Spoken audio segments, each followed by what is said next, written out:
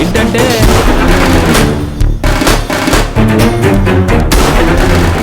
ఏమీ లేదు.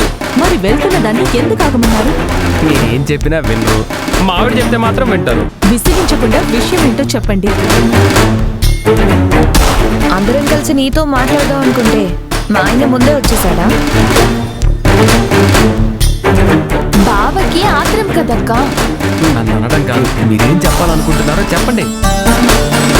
చూడొచ్చిన నీలవేణికి తారక్ మీద ఇష్టం లేకపోయినా అభిమానం ఉంది. దాన్ని ఆశ్రయంగా తీసుకొని మా బ్రదర్ రెచ్చిపోతున్నాడు. నువ్వు ఫైల్స్ ముందేసుకొని సిన్సియర్ గా పనిచేసిన ఎంప్లాయీగా కనిపిస్తావు తప్పించి ఈ ఇంటికి కోడలివి మాత్రం కావు. మరేం చేయమంటారు? ప్రతిరోజు వచ్చి తారక్తో నా పెళ్ళెప్పుడు అని అడిగితే పిచ్చి దానిలో చూస్తారు. పండక్కో పబ్బానికో రావడానికి నేనే చుట్టాని కాదు. కరెక్టే, కానీ ఇక్కడ ప్రాబ్లం ఉంటుంది.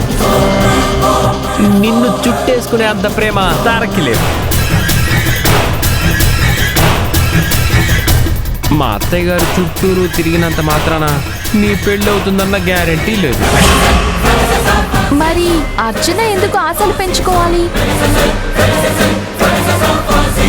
నీలవేణి కేవలం పని మనిషిగా ఉంటే ఈ ప్రాబ్లం వచ్చేదే కాదు. దానికి ఎప్పుడైతే సైనింగ్ అథారిటీ ఇచ్చాడో ఒక్కసారిగా పబ్లిసిటీ పెరిగిపోయింది. ఎస్, ట్రిపుల్ బి అనేసి బిరుదు వచ్చినట్టుగా తను కీర్తిస్తున్నారు కదా.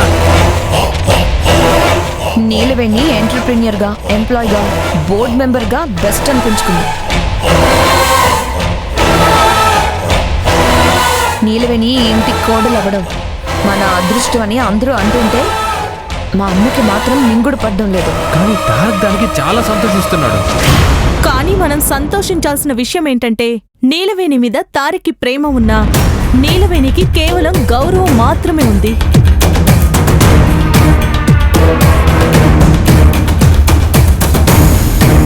చదువు నేర్పించడానికి చాలా దగ్గరగా ఉన్నా ఇద్దరూ దగ్గరవ్వలేదు. ఒక్కటయ్యుంటే ఈ పాటికి మా నాన్న ఆడిన నాటకం నిజమై ఉండేది. నువ్వు ఈ ఇంటి కోడలుగా వచ్చే అవకాశం కూడా పోయేది. ఇప్పుడేం చేయాలో అది ఆలోచించండి. మా ఆలోచనలు నీతో పంచుకోవడానికే కదా నిన్నాగమంది. అన్నయ్య చేయి కట్టవడం వల్ల సైనింగ్ అథారిటీ నీలవేణికిచ్చాడు.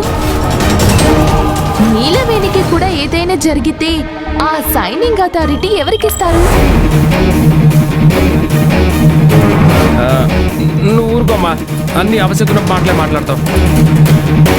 నిమిష క్యాజువల్ గా మాట్లాడినా అందులో చాలా విషయం ఉంది.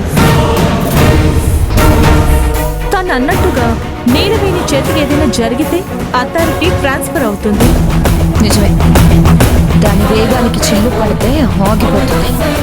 దాని చేతిలో అధికారం పోతే మళ్ళీ అంట్లు తోముకోవడమే దానికి గద్దవుతుంది.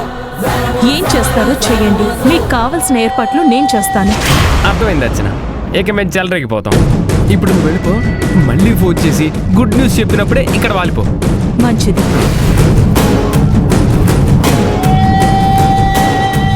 పదండి.